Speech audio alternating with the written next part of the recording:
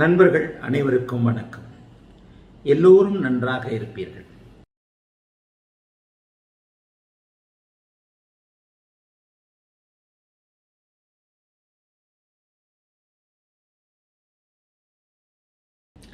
சமீபத்தில் எனக்கு ஒரு 82 வயது மூதாட்டி ஒருவர் எனக்கு ஒரு கடிதம் எழுதியிருந்தார்.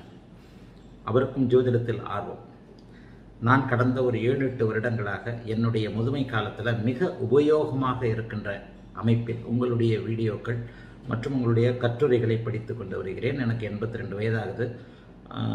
உங்களை பார்க்க முடியுமா அப்படின்ற மாதிரியான, உங்களுடன் பேச முடியுமா, கொரோனாவின் காரணமாக நான் வெளியே வர முடியாத ஒரு சூழ்நிலைகள் கூட இருக்குது, உங்ககிட்ட பேச முடியுமான்னு கேட்டிருந்தாரு.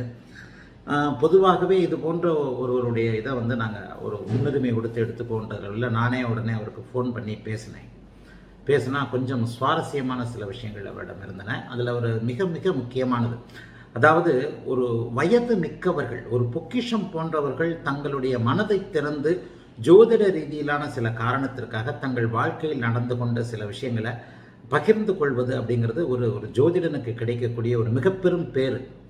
எவ்வித எதிர்பார்ப்பும் இல்லாமல் என்னுடைய தாய்க்கும் மேலான ஒரு இதை கொண்ட ஒரு அனுபவத்தையும் ஒரு வயதையும் கொண்டவர் நம்மிடம் சில விஷயங்களை பகிர்ந்து கொள்வதும், ஜோதிட ரீதியாக என்னென்ன என்னுடைய வாழ்க்கையில் நடந்தது. அவருடைய கேள்வியே வேற, நான் எப்போது, வழக்கம் போல் 80 வயசாச்சுனாலே என்ன நடக்கும், நான் எப்பொழுது என்னுடைய அந்திம காலம் எப்போது, நான் எப்போது நல் முடிவினை அடைவேன் அப்படிங்கிறத பற்றியும் அவங்களுக்கு கேள்வி கேட்பாங்க. அந்த கேள்வி எனக்கு வரும்ன்றது எனக்கு தெரியும். இவரும் அதுக்கு விதிவிலக்கலை. அவர் முதல் கேள்வியே அதுவாக தான் இருந்தது. கிட்டத்தட்ட 7 வருடங்களாக உன்னுடைய இதை நான் படிச்சுக்கிட்டு வரேன், மிகவும் பிரமாதமாக இருக்குது. இப்போ இந்த ஜாதகத்தை விளக்க போகிறோம். அப்போ அந்த ஜாதகத்திலே நான் அடிக்கடி சொல்கிறேன் இல்லையா, சந்திர கேந்திரத்தில் புதன் வலுத்திருந்தால் கன்னிராசி மிதனராசி போன்றவைகளில் சந்திரனும் புதனும் இருக்கின்ற நிலைமைகளில் ஒருவருக்கு ஜோதிட அறிவு, ஜோதிட ஈடுபாடு வரும்னு சொல்கிறேன் இல்லையா. அது போன்ற அமைப்புகள் அவருக்கு இருக்கின்றது உங்களுக்கே தெரியும். இதில் அவருடைய சில சம்பவங்கள், வாழ்க்கை சம்பவங்கள் மற்றும் அவருடைய மிக முக்கியமான ஒன்று என்னன்னா, இந்த 82 வயது மூதாட்டிக்கு திருமணமே ஆகவில்லை. திருமணம் ஆகலை. திருமணத்தை பற்றிய எண்ணங்களும் அவருக்கு இல்லை. நானே திருமணத்தை விரும்பலைன்னு சொல்கிறாங்க. திருமணத்தை பற்றின எண்ணங்களே எனக்கு வச்சுக்கல அப்படின்ட்டு ஒரு நிலைத்த, அதாவது இப்போது முதல்ல அவருடைய ஜாதகத்தை போட சொல்கிறேன். திருமணமே செய்து கொள்ளாமல் குழந்தைகளை தத்து எடுத்துக்கொண்டு குழந்தைகளை தத்து எடுத்துக்கொண்டு அவர்களுக்கு கல்வி கொடுத்து தான் சம்பாதிக்கின்ற ஒரு நீடித்த நிலைத்த வருமானத்தில் நல்ல வருமானம் வரக்கூடிய ஒரு அமைப்பில் இருந்திருக்கிறார். தன்னுடைய வருமான தொகை முழுவதையும், தன்னுடைய வாழ்நாள், தன்னுடைய இது முழுவதையுமே குழந்தைகளை தத்து எடுத்துக்கொண்டு அவர்களுக்கு கல்விக்காக செய்வது, அவர்களை வளர்த்து ஆளாக்குவது போன்ற ஒரு நல்ல விஷயங்களை செய்திருக்கின்ற ஒரு பெரு மூதாட்டினே சொல்லலாம். வழக்கம் போல எப்போ இறப்போம் அப்படின்னு கேட்டார். சரி, அவருடைய ஜாதகம் சற்று சுவாரஸ்யமாக இருந்ததால் ஒரு திருமணம் ஆகாத நிலைமை, புத்திர பாக்கியம், அதாவது குழந்தைகள், தனக்கு பிறந்த குழந்தைகள் இல்லாவிட்டாலும் கூட தான் மற்றவர் குழந்தைகளை குழந்தைகளாக தத்து எடுத்துக்கொண்டு அவர்களுடைய கல்வி மேன்மை, அவைகளுக்கான உதவிகளை செய்வது, தன்னுடைய சொந்த உழைப்பால் வந்த அத்தனை வருமானத்தையும் பிறருக்காக செய்வது போன்ற விஷயங்களுக்காக. ஏற்கனவே நான் 12ஆம் இடம் சுபத்துவமாக அதை அடிக்கடி சொல்லியிருக்கிறேன். ஒரு வள்ளல் தன்மைக்கு 12ஆம் இடம் மிகப்பெரிய சுபத்துவ தன்மையோடு இருக்க வேண்டும் என்பதை அடிக்கடி சொல்லியிருக்கிறேன். சமீபத்தில் கூட சில வீடியோக்கள்லாம் போட்டோம். இது போன்ற ஒரு பொதுநலை சேவையோடு இருக்கக்கூடிய ஒரு தன்மையாக இருக்கிறதுனால இந்த பெரும் மூதாட்டியின் ஜாதகத்தை நாம் இப்போது திருமணம் ஆகாத நிலைமை, ஒருவருக்கு திருமணம் ஆகாத நிலைமை, புத்திர பாக்கியம், நீடித்த ஆயுள், திருமணம் ஆகாத நிலைமை, புத்திர பாக்கியம் இல்லாத நிலைமை, நீடித்த ஆயுள், வள்ளல் தன்மை, பிறருக்காகவே வாழுகின்ற அமைப்பு, ஆன்மீகம் சார்ந்த விஷயங்களுக்கு ஒரு உதாரண ஜாதகமாக பார்க்கலாம். இப்போ ஜாதகம் திரையில் வர வைக்க சொல்கிறேன். இந்த மூதாட்டி 11/1/1939 பிறந்திருக்கிறார். 11/1/1939 காலை 11 மணி ரங்கூனில், பர்மாவில் பிறந்திருக்கிறார். 2 வயசுலேயே இங்கே வந்துட்டார். 2 வயது கைக்குழந்தையாக இருக்கும் பொழுதே என்னை பர்மாவிலிருந்து தூக்கிட்டு வந்துட்டாங்க என்னுடைய பெற்றோர்கள் அப்படின்னு சொல்கிறார். இவர் பிறந்தது மட்டும்தான் பர்மா, தற்போது மியான்மர் என்று சொல்லப்படக்கூடிய யங்கூன் என்று சொல்லக்கூடிய, முதல்ல அது ரங்கூன்னு சொல்லப்பட்டது, இன்றைக்கு யங்கூன் என்று சொல்லப்படுகிறது. ஆக இப்போது இந்த மூதாட்டியின் ஜாதகம் திரையில் வந்திருக்கிறது. 11/1/1939 காலை 11 மணி ரங்கூன், இப்போது மியான்மரில் இருக்கின்ற யங்கூனில் பிறந்திருக்கிறார். சரி, முதல்ல சொல்லிடலாம், 8 12ஆம் இடங்கள் சுபத்துவமானால் அவர் வெளிநாட்டில் வசிக்க வேண்டும் என்பது விதின்னு சொல்லிட்டேனா. இப்ப இந்த மூதாட்டியின் ஜாதகத்தை பார்த்தீங்கன்னா 12ஆம் இடத்துல குரு 8ஆம் இடத்தையும் 8ஆம் அதிபதி பரிவர்த்தனையாகி 8ஆம் இடம் மறைமுக சுபத்துவம், 8ஆம் இடத்தையே குரு பார்க்கிறார். ஆக 8 12ஆம் இடங்கள் சுபத்துவமாக இருக்கிறதுனால இவர் ரங்கூனில் பிறந்து விட்டு உடனே இங்கே வந்து விட்டார். அதற்கு பிறகு அவர் ரங்கூனுக்கே திரும்ப போகல. இவரை பொறுத்த வரைக்கும், இவர் இந்தியாவை பொறுத்த வரைக்கும் இவர் வெளிநாட்டுக்காரி தான். இந்திய குடிமகளாக இருந்தாலும் கூட ஜோதிடப்படி அந்த அமைப்பு இவருக்கு சரியாக வந்து விடுகிறது. சரி, இப்போ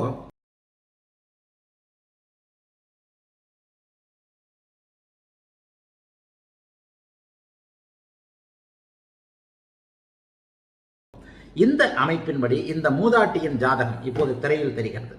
மீன லக்னம், லக்னத்தில் சனி, 2இல் கேது, 7இல் சந்திரன், 8இல் செவ்வாய் ராகு, 9இல் சுக்கிரன், 10இல் சூரியன் புதன், 12இல் குரு.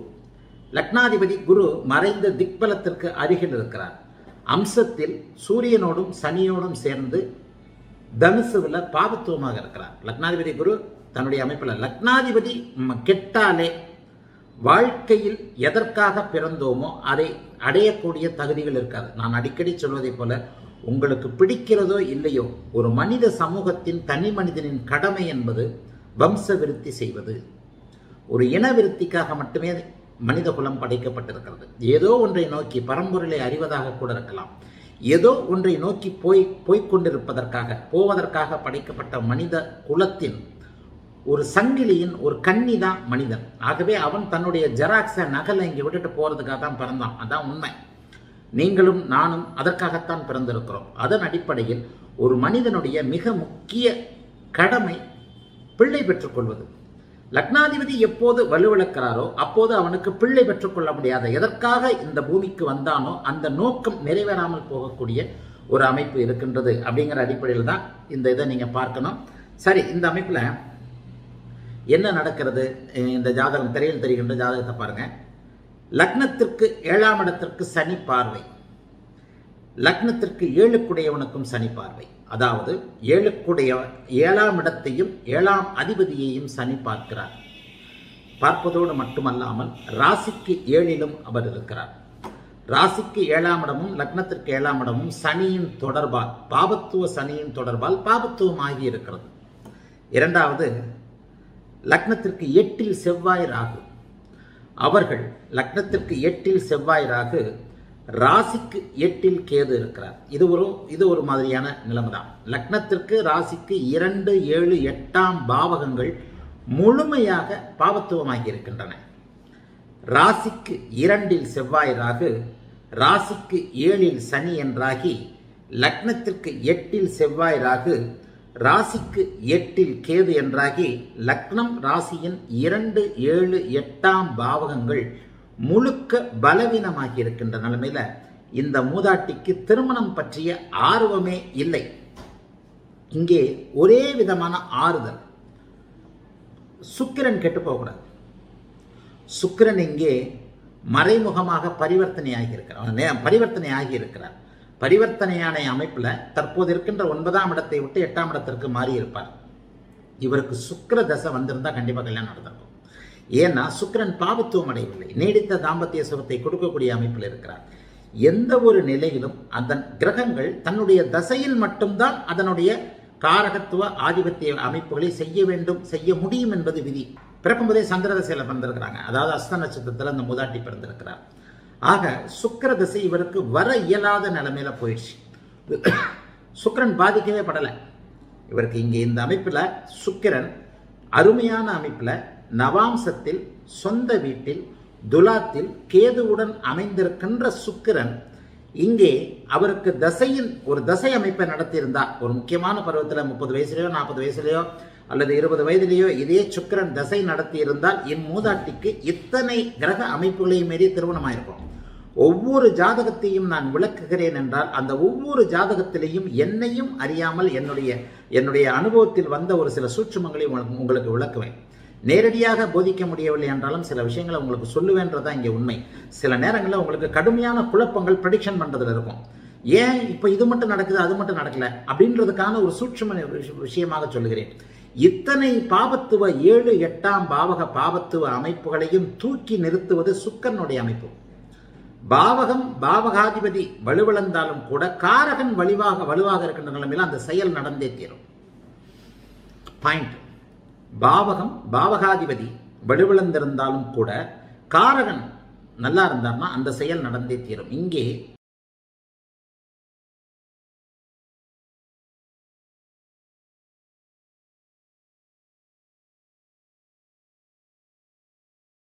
அவர் பகை வீட்டில் இருக்கிறார், ஆயினும் பரிவர்த்தனையாகி இருக்கிறார். சுக்கிரன் பகை வீட்டில் இருந்தால் கூட தனித்து இருக்கிறார். நேரடியான பாவத்துவம் எதுவுமே செவ்வாய் சனி ராகுவுடைய தொடர்புகள் அவருடைய வீடுகளில் தான் இருக்க தவிர அவருக்கு இல்லை. அதனுடைய துலாத்தில் தான் இருக்க தவிர அவருக்கு இல்லை. அதனால சுக்கிரன் இங்கே காமத்தை தருவதற்கான தகுதியோடு தான் இருக்கிறார். நீடித்த தாம்பத்திய சுகத்தை தருவதற்கான தகுதியோடு இருந்தாலும் கூட அவருக்கு தசை வராத காரணத்தினால, சுக்கிரனுடைய தசை வராத காரணத்தினால இங்கே திருமண பாக்கியம் இல்லை அப்படிங்கிறது தான் உண்மை. சரி, அடுத்த புத்திர பாக்கியத்துக்கு வந்துடுவோம். திருமணமே இல்லைன்றது புத்திர பாக்கியம் எப்படி இருக்கும்? சரி, இருந்தாலும் ஒன்று கனெக்ஷன்ஸ் தானே, காம்பினேஷன்ஸ் தானே. அப்ப அந்த அமைப்புல பாருங்க, ராசிக்கு 5 லக்னத்திற்கு 5ஆம் இடங்கள் கெட்டு போகவில்லை, தத்து எடுத்திருக்கிறார். நேரடியான புத்திர பாக்கிய அமைப்புகள் இல்லாத ஒரு சூழ்நிலை. கடுமையான புத்திர தோஷம் அப்படின்னா என்ன சொல்லணும்? குரு பகவான் 12இல் மறைந்திருக்கிறார். காரகனாகிய குரு 12இல் மறைந்திருக்கிறார். அதே மாதிரி 5ஆம் அதிபதியை சனி பார்க்கிறார். 5ஆம் அதிபதியை சனி பார்ப்பது குற்றம். 5ஆம் அதிபதி தேய்பிரை சந்திரனாகி அர்த்த சந்திரனாகி சனியின் பார்வையில் இருக்க குரு 12இல் மறைந்திருப்பது கடுமையான ஒரு தோஷம். ஆக அந்த அமைப்புல 7க்குடையவர் 7ஆம் இடம் சனியின் பார்வை, 8இல் செவ்வாய் ராகு 4 டிகிரியில் இணைவு, 2க்குடையவர் பாவத்துவமாகி கிரகணமும் ஆகியிருக்கிறார். லக்னத்திற்கு 2க்குடையவர் பாவத்துவமாகி கிரகணம் ஆகியிருக்கிறார். குடும்ப அமைப்புகள் கெட்டு போய்விட்டன. குடும்பஸ்தானத்தில் ராகு கேதுக்கள் இருக்கின்றார்கள். 5ஆம் அதிபதி சனியின் பார்வையில் இருக்க குருவும் 12இல் மறைந்திருக்கிறாரு. இந்த நல்ல வேலை ஒன்று மட்டும் அவங்களுக்கு இருந்திருக்கு. நீடித்த ஒரு நல்ல வேலை, வாழ்நாள் முழுக்க ஒரு சம்பாதிக்கிற அமைப்பு. சூரியன் 6ஆம் அதிபதி 10ஆம் வீட்டில் சுபத்துவமாக குருவின் வீட்டில் அம்சத்தில் சூரியன் குரு சேர்க்கை. சூரியன் வர்க்கோத்தமமாக சொந்த நட்சத்திரத்தில் இருக்கிறார், உத்திராடம் 1ஆம் பாதத்தில். அதனால ஒரு நீடித்த நல்ல வேலை, இன்றைக்கும் ஒரு வருமானம் வரக்கூடிய ஒரு நல்ல வேலையில் 6ஆம் அதிபதி 10ஆம் வீட்டில் இருக்கிறனாலையும் 6ஆம் இடத்தை குரு பார்ப்பதனாலையும் சிம்மம் சுபத்துவம், சிம்மாதிபதி திக்பலம், இந்த அமைப்பில் அவருக்கு ஒரு நீடித்த நல்ல வேலை, இன்றைக்கும் நிரந்தர வருமானம் வருகின்ற ஒரு அமைப்பு இருந்திருக்கிறது. அது 10ல் சூரியனுக்குடைய ஒரு அம்சம். ராசிக்கு 2, 7, 8 எல்லாமே கெட்டு போச்சுனாலே இப்படித்தான். ராசிக்கு 7க்குடையவரும் 6ல் மறைந்திருக்கிறார் பாருங்க. அதாவது ராசிக்கு 7க்குடையவர் குரு, அவரும் 6ல் மறைந்திருக்கிறார். ஆக இது போன்ற நிலைமைகள்ல தான் ஒருவருக்கு எல்லா விதமான அமைப்புகளிலும் திருமணம் நடக்காது. இதை ஒரே ஒரு விதிவிலக்கு சொல்லிட்டேன். சுக்கிரதசை நடந்திருந்தா திருமணம் வந்திருக்கும். நீடித்த தாம்பத்திய சுகத்திற்காகவாவது. ஏற்கனவே ஒருவருக்கு பொது வீடியோவாக போட்டிருந்தோம். என்ன பொது வீடியோவாக போட்டிருந்தோம்? ஏன் அவருக்கு காமம் கிடைக்கவில்லை என்பதற்கான சில விஷயங்களை போட்டிருந்தோம். அதில் கூட சுக்கிரதசை நடந்ததுனால அந்த வீடியோவில் கூட ஒரு நேயர் கேட்டிருந்தார், இவருக்கு ஏன் திருமணம் நடந்து அதன் பிறகு டைவர்ஸ் நடக்குது அப்படின்னு சொல்லிட்டு. அதற்கு அந்த சுக்கிரனுடைய நிலையும் தசையும் தான் காரணம். இங்கே இந்த மூதாட்டிக்கு சுக்கிர தசை நடப்பில் வந்திருந்தால் நிச்சயமாக இவருக்கு திருமணம் நடந்திருக்கும். அந்த தாம்பத்திய சுகத்தை அனுபவிக்கக்கூடிய ஒரு அமைப்பு உறுதியாக கிடைத்திருக்கும். காரகனுடைய தசை வராத ஒரு காரணத்தினால, காரகன் வலுவாக இருந்தும் நல்லா இல்லை. காரகன் இங்கே வலுவாக இருக்கிறார் என்பதை எதன் அடிப்படையில் சொல்லுகிறேன் அப்படிங்கிறதையும் நீங்கள் புரிஞ்சுக்கணும். அவர் இங்கே பகை வீட்டில் இருக்கிறார், ஆயினும் பரிவர்த்தனையாக இருக்கிறார். அதைவிட மிக முக்கியமாக இயற்கை சுபகிரகங்களுக்கு 5, 9ஆம் இடங்கள் இருக்கிறது மிகப்பெரிய நல்ல அமைப்பு. இயற்கை சுபர்கள் குருவும் சுக்கிரனும் 5, 9ஆம் இடங்கள் இருக்கிறது அந்த ஜாதகத்தை தூக்கி கொடுக்கக்கூடிய. அதே நேரத்தில் குரு 9ஆம் இடத்துல இருந்தால் லக்னத்தை பார்த்துருவார் இல்லையா? அதே நேரத்தில் இங்கே சுக்கிரன் 3ஆம் இடமாகிய தன்னுடைய தைரிய வீரிய ஸ்தானமாகிய 3ஆம் இடத்தோடு தொடர்பு கொண்டு 9ஆம் இடத்துல இருக்கிறார். ஆகவே எந்த விதத்திலையும் பாபத்துவம் சுக்கிரனுக்கு இல்லை. அவருக்கு மறைமுகமாக 8ஆம் இடத்துல மறைஞ்சிருந்தாலும் பரிவர்த்தனையாக அங்கே ஆட்சி பெற்ற ஒரு நிலையத்தான் அடைகிறார். 8இல் சுக்கிரன் மறைகிறார் பரிவர்த்தனையின் மூலமாக. ஆனாலும் அங்கே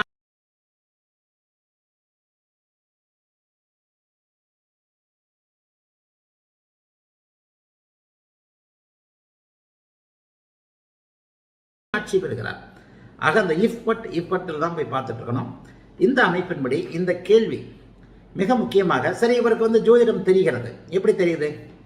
நான் அடிக்கடி சொல்லியிருக்கிறேன், சந்திரகேந்திரத்தில் புதன் இருந்தால் இருவரின் வலுவுக்கேற்ப ஜோதிடம் வரும். மிதுனம் கன்னி ராசிகளோடு புதன் சந்திரன் தொடர்பு கொள்ளும் போதும் ஜோதிடம் கண்டிப்பாக ஒருவருக்கு ஆர்வமாக இருக்கும். ஆக இவருக்கு சிறு வயதிலிருந்தே ஜோதிடத்தில் ஆர்வம். கடந்த ஒரு 7-8 வருடங்களாக என்னை தொடர்ந்து படிச்சுக்கிட்டு இருக்கிறேன்னு சொல்கிறாரு. உன்னுடைய அத்தனை கட்டுரைகளையும் அத்தனை இதுலையும் வீடியோக்களையும் எல்லாத்தையும் பார்த்துட்டேன். கிட்டத்தட்ட அவருடைய கிட்டத்தட்ட ஒரு 50-60 ஆண்டு கால அமைப்புகளை அவர் வந்து அப்படியே அலசுகிறார், ஜோதிட ரீதியாக அலசுகிறார். மிக ஒரு உயர்ந்த தெளிவான ஒரு ஞானமுள்ள ஒரு அமைப்பு. இறுதியாக அந்த கேள்விக்கு வந்துடுறாரு. என்ன கேள்விக்கு வந்துடுறாரு? இப்போ உங்களுக்கெல்லாம் இப்போ இந்த வீடியோ பேச ஆரம்பித்தவொன்னா கூட தான் எனக்கு ஒன்று இது வந்துருக்குது. ஒரு குவிஸே வைக்கிறேன் உங்களுக்கெல்லாம். இந்த மூதாட்டி தன்னுடைய மரண காலம் எது அப்படின்னு கேட்குறாரு. பொதுவாக மரண காலத்தை சொல்கிறது இல்லைன்னா, நான் ஆரோக்கியமாக இருக்கிறேன், சில கடமைகள் 12ஆம் இடம், அதாவது அடிக்கடி சொன்னேன், வள்ளல் தன்மைக்கு 12ஆம் இடம் சுபத்துவமாக இருக்க வேண்டும். வள்ளல் தன்மை ஒருவன் அதிகமான தாராளமாக ஒரு பணத்தை செலவு பண்ணுறதுக்கு மனசு வேணும் இல்லையா? பணம் இருந்தால் கூட செலவு செய்வதற்கான மனம். ஒரு வீடியோவில் சொல்லியிருக்கிறேன், 12ஆம் இடம் சுபத்துவம். 12ஆம் இடத்தோடு சுக்கிரன் தொடர்பு கொண்டிருந்தால், 12ஆம் இடம் சுபத்துவமாக இருந்தால், 12ஆம் அதிபதி பரிவர்த்தனை போன்ற அமைப்புகளில், குருசனி பரிவர்த்தனை இருக்கு இல்லையா, 12ஆம் அதிபதி பரிவர்த்தனை போன்ற அமைப்புகளில் 12ஆம் வீட்டில் சுபகிரகம் இருந்தால், இதே இங்கே சனி 12ஆம் வீட்டில் இருந்தார்னா வள்ளல் தன்மை கண்டிப்பாக இருக்காது. அதாவது விரைய வீட்டில் சுபகிரகங்கள் இருக்கும் பொழுது அங்கே வந்து மிகப்பெரிய ஒரு நல்ல அமைப்புகள் இருக்கும். இங்கே 12ஆம் அதிபதி பரிவர்த்தனையாக இருக்கிறார். 12ஆம் அதிபதி பரிவர்த்தனையாகி 12ஆம் வீட்டில் சுபகிரகம் இருக்கிறது ஒரு மிகப்பெரிய நன்மையான ஒரு அமைப்பு. இந்த அமைப்பில் நான் இப்போ என்ன சொல்ல வந்தேன், அவர் சில கால்குலேஷன் போடுறார். இப்போது எனக்கு 7ஆம் அதிபதியாகிய பாதகாதிபதி மற்றும் மாரகாதிபதினு சொல்லப்படக்கூடிய கேந்திராதிபதியாகிய புதன் திசை நடக்குது. அப்போ நீ வந்து என்னுடைய மரணம் உன்னால் சொல்ல முடியும்னு நான் நம்புகிறேன். என்னுடைய அமைப்புகள் இப்படி இருக்குது. வயது இப்போதே 82 ஆயிடுச்சு. 82 வயதிற்கு வந்து விட்டேன். என்னுடைய மரண காலம் எதுன்றது நான் ஒரு சில கால்குலேஷன் போட்டு வச்சிருக்கிறேன். அந்த இதில் வந்து அவர் என்ன சொல்கிறாரு, சீக்கிரமாக இந்த என்னுடைய மரணம் வெகு அருகில் இருக்கிறது அப்படின்றத சொன்னார். இந்த மாதிரி வந்து இது பண்ணியிருக்கிறேன். இதை தெரிஞ்சுக்கிட்டேன்னா சமூகத்துக்கு பிரயோஜனப்படுற விதமாக இன்னும் கொஞ்சம் ஒரு சிலருக்கு சில கல்வி உதவிகள் செய்யலாம் என்று இருக்கின்றேன். இதை அடிப்படையாக வைப்பதற்காகத்தான் உங்கள்கிட்ட தொலைபேசியில் பேச விரும்பினேன். நான் ஒரு அன்பு கட்டளையே இடுகிறேன், என்னுடைய மரண காலத்தை நீ சொல்லியாக வேண்டும் அப்படின்ட்டு. நான் சில இது வந்து பொதுவாகவே மரண காலத்தை நான் சொல்லுவது இல்லை. மிக நெருக்கடியான காலகட்டங்களில் கூட உட்பட தான். போன வருஷம் ஒரு உயர்நிலை அதிகாரி, ஒரு ஐபிஎஸ் அதிகாரி வந்து தன்னுடைய கீழே பணிபுரிகின்ற ஒருத்தருக்கு கொரோனானால ஒரு மாதிரி அன்பு கட்டளை போட்டதுனால அன்றைக்கு அதை இது பண்ணி நம்ம அதை துல்லியமாகவே சொன்னோம்ன்றது ஒரு புது வீடியோவாக போட்டுக்கிறோம். ஒரு 30ஆம் தேதி அவர் இறந்துருவார்னு சொன்னேன். அதே மாதிரி 30ஆம் தேதி அந்த போலீஸ் காவல் அதிகாரி, ஒரு சப் இன்ஸ்பெக்டர் ரேஞ்சிலே இருந்தவர் இறந்துட்டார். ஒரு ஐபிஎஸ் அதிகாரிக்கு அதை சொல்லப்பட்டதுன்னு சொன்னோம் இல்லையா? அதுபோன்ற இது ஒரு சிக்கலான காலகட்டம்னு வச்சுக்கோங்களேன். டக்குன்னு நம்ம வந்து ஒரு கால்குலேஷன்ஸில் எனக்கு சில விஷயங்கள் சரி. இப்போது உங்களுக்கு சில ஹிண்ட் கொடுத்துட்றேன். நான் வந்து அடுத்த வீடியோவில் இவருக்கான மரண காலம் எப்போது என்பதை சொல்லலாம். அவர்கிட்ட நான் நேரில் சொல்லிட்டேன். சில நேரங்களில் அவங்க கேட்குறது நியாயமாக தான் இருந்தது. என்னுடைய இதை வந்து எப்படி என்று ஓரளவுக்கு தெரிஞ்சுக்கிட்டதுன்னா இதற்கடுத்து என்னுடைய சில விஷயங்கள், சில பேருக்கு கல்வி உதவி செய்யணுன்றிருக்கு, அதுக்கேற்ற மாதிரி நான் பிளான் பண்ணிக்குவேன். நான் ஒரு கணக்கு வைத்திருக்கிறேன், நீ என்ன சொல்கிற அப்படின்ற மாதிரி தான் இவங்க கேட்டாங்க. அப்போ நான் சொல்லிட்டேன். அப்போ இதில் நான் ஒன்று சொல்லிடுறேன். 8ஆம் இடம் சரி, இத்தனை காலம் நீடித்த சுபத்துவ அமைப்பிற்கு என்ன காரணம், நீடித்த ஆயுள் அமைப்பிற்கு இங்கே என்ன காரணம்? 8இல் செவ்வாய் ராகு இருக்கிறார்.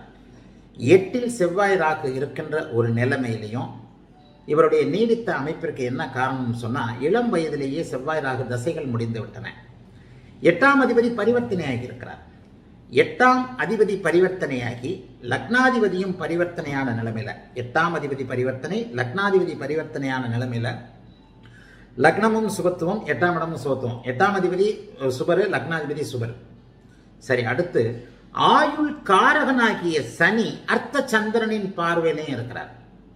ஆயுள் காரகனாகிய சனி வந்து அர்த்த சந்திரனின் பார்வையில் இருக்க, 8ஆம் இடத்தில் செவ்வாய் ராகு இருந்தாலும் கூட குருவின் பார்வை அவருக்கு இருக்கிறது, அவங்களுக்கு இருக்கு. 8ஆம் இடத்திற்கு குரு பார்வை, 8ஆம் அதிபதி பரிவர்த்தனை, ஆயுள் காரகன் அர்த்த சந்திரனின் பார்வை அமைப்பு. இது போன்ற நிலைகளில் வந்து நிச்சயமாக அவருக்கு நீடித்த ஆயுள் தன்மை இருக்கிறது. இப்போ அவருக்கு என்ன தசை நடக்குது அப்படிங்கிறதையும் சொல்லிடுறேன். அவருடைய கணக்குப்படி அவர் புதன் தசை நடக்குது, அப்போ எனக்கு பாதகாதிபதி தசை அப்படின்னு சொன்னார். இப்போது இந்த பெரு மூதாட்டிக்கு புதன் தசையில் குரு புக்தி 8/1/2021 16/4/2023 வரைக்கும் இந்த பெரு மூதாட்டிக்கு இது நடக்குது. என்ன நடக்குது? புதன் தசையில் புதன் தசையில் குரு புக்தி நடந்து கொண்டிருக்கிறது. அப்போ அவங்க என்ன நினைக்கிறாங்க, எனக்கு வந்து எப்போது மரணம் நடக்கும், எப்போது என்னுடைய முடிவு நல் முடிவு இருக்கும்னு சொன்னாங்க. அவங்க ஒரு அமைப்பை சொன்னாங்க, இல்லையம்மா இதுதான் அப்படின்னு சொல்லிட்டு வேத ஜோதிட விதிகளின்படி இந்த தசை இந்த புக்தியில் உங்களுடைய மரணம் இருக்கும் அப்படிங்கிறத வந்து அவர்களுக்கு நான் வந்து ஒரு கணக்கு போட்டு, என்னுடைய கணக்குகள் வேற சில நிலைகளை நான் சொல்லிக் கொடுக்கத்தான் போகிறேன். எல்லாவற்றையும், அதாவது ஆயுர்தாய கணக்குகள் என்று சில இருக்கின்றன. பொதுவாக ஒரு வீடியோ பேசுகிறேன், ஒரு வீடியோவில் எல்லாத்தையும் உங்களுக்கு ஒரே வீடியோவில் சொல்லி கொடுத்துட முடியாது.